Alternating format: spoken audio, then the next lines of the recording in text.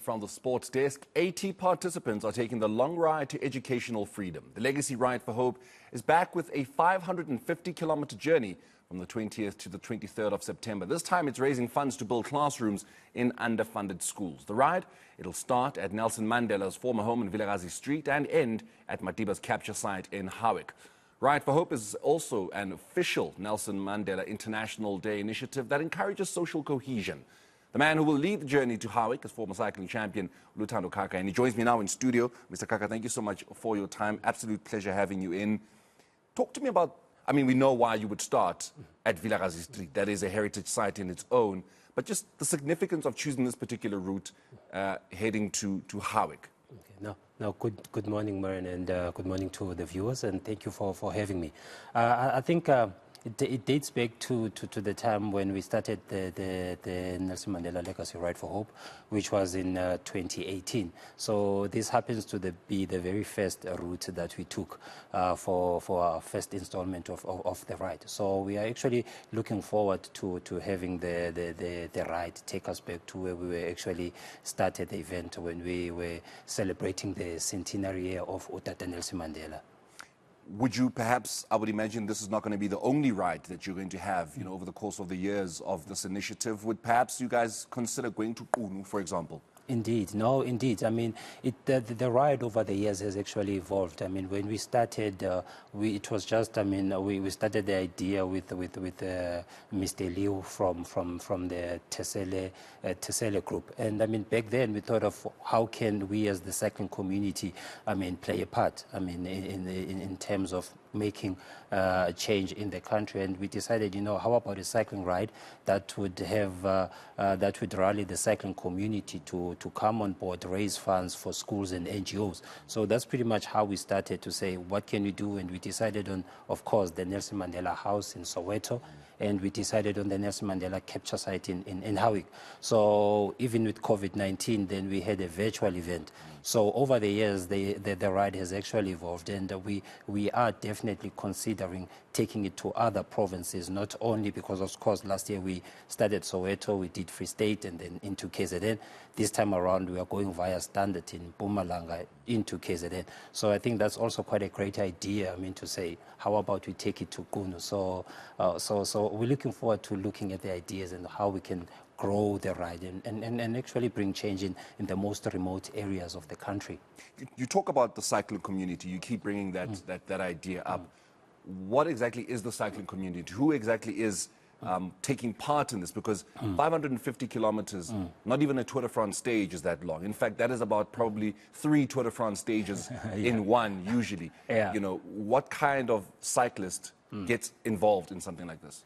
Oh, well, I mean, funny that you mentioned the Tour de France, but at least that was also the thinking behind the ride and the distance. I mean, it was a bit crazy back then, but if you look at 550 kilometers over 4 days, it's quite manageable. I mean, you are averaging about 140 kilometers per day. So that was the thought, to say, how do we not only talk to your Luthandos of this world, people who used to race bicycles, but people who are, as you called, I mean, so-called weekend warriors, people who are just doing it to stay healthy.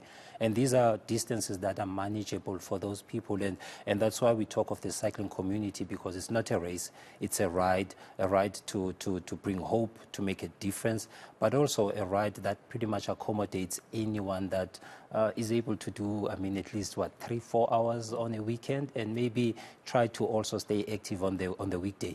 I've never taken part in a Ride4Hope initiative. You know, I'm a social cyclist. You know, I'm fit enough to take on a challenge like this. 140 kilometers per day is probably something that you're already doing on a weekly basis anyway. You're waking up at 5 o'clock in the morning, you know, to ride with your gang. What are the logistics? How do I get involved? And, you know, what is it? You talk about different days from the 20th to the 23rd. What exactly have you guys got in place to ensure that if somebody would like to, you know, take part, what exactly it is, how it is they go about doing that? Okay. So the Ride4Hope, how we set it up is that, I mean, we've got, of course, the participants which actually make the event. And those are the people that are able to help us raise funds for the Nelson Mandela Foundation towards its charitable work. But also these are people people that that guide us in what we're trying to put out there. And this time around, we've managed not only to have the 80 participants that are supporting the cause, but we also have partners such as APSA, which is sponsoring Day One. And Day One, we're starting in Soweto, as mentioned, and we are grateful to be able to say now we're going to build 2 classrooms in Soweto that we'll be handing over on the day. And it also talks to our project, which is Classrooms for Hope. Seeing schools that, as you said, are underprivileged, we said, what are the needs that are there? After looking at the needs, we decided our focus point, of course, is going to be education. And that's why we are pushing to have at least 2 classrooms in each and every province. So on Day One, we're looking at about 176 kilometers. We're starting with a classroom handover at Isaacson Primary School in Soweto, and then after that we're staying over, of course, in Standerton. On Day 2, we are looking at about 150 kilometers in partnership with Uromco. We have 2 more classrooms and storage facility that we're handing over in Standerton, Mpumalanga. Third day, we have TESL and ATC starting from Newcastle into Ladysmith. And then with that, we have a project that we in ITC Skills Develop project in Free State, Bethlehem, which is quite exciting. And of course, the final day, which is about 100 kilometers, we've got Hulamin and Umkeni Water that are also doing a classroom handover in Empopomeni. And we're very excited, and it's a major milestone for us. Talk to me about security. One of the biggest issues with social cycling is people lose their lives on the roads, out of recklessness of driving, perhaps visibility, lack thereof at least, which it's starting to get better with social cyclists. They've got all necessary lights, they've got reflective jackets, they've got they're essentially making sure that they are visible enough, but sometimes that still doesn't help. You guys are charting a 550-kilometer journey on South African roads. Some of them are not the best roads in terms of the condition that they're in. Talk to us about security. Is that something that has been considered and is put in place? Yeah, I'm happy you mentioned that, because it also talks to awareness. And we're trying to create awareness also with this platform, because now you'll be seeing a group of 80-plus riders that are actually riding on the South African roads that you mentioned. And it also talks to motorists to say, these people also belong here in this space. Let's learn to share it. But also in terms of support, we have the Gauteng Province Provincial Traffic, Mpumalanga as well, the traffic there, including KZN, who have assisted us over the many years. So we are fortunate enough that we have all of these government departments that are part and parcel of the event that will be supporting us and guaranteeing us safe passage through these 3 provinces, because it's quite a huge undertaking. But also, we also appeal to the general public because you might have a brother, sister, a colleague that's actually a cyclist, or even a runner for that matter. So we all just need to bring that awareness into the country and say we need to share the spaces that we do have. And hopefully we avoid all of the roads that have potholes. Oh, that is definitely a dream that a lot of South Africans do have. Indeed. But why 80, Luthando? Was it a matter of you wanted to cap it at that particular number, or could it have been a bit more, or maybe even less? Yeah.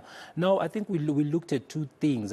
Firstly, we are targeting small communities, because when we started off with the Ride for Hope, in 2018, we realized that there was a lot of celebration in big cities, celebrating the centenary year of Nelson Mandela, and we realized that the smaller towns are kind of like left out. So we decided on going via the small towns to make this difference, to bring the message and awareness. So one of the other things that we decided on was, okay, the small towns, the hotels, the guest houses, they can only accommodate so many people. And we kept it at 80 because you're looking at 80 cyclists and you're also looking at about 20 support staff. So those are 100 people. And in these small towns that we're talking about, Standerton, it's quite small towns, so we have to look at accommodation. But also the most important is that we also need to provide a great experience to the participants.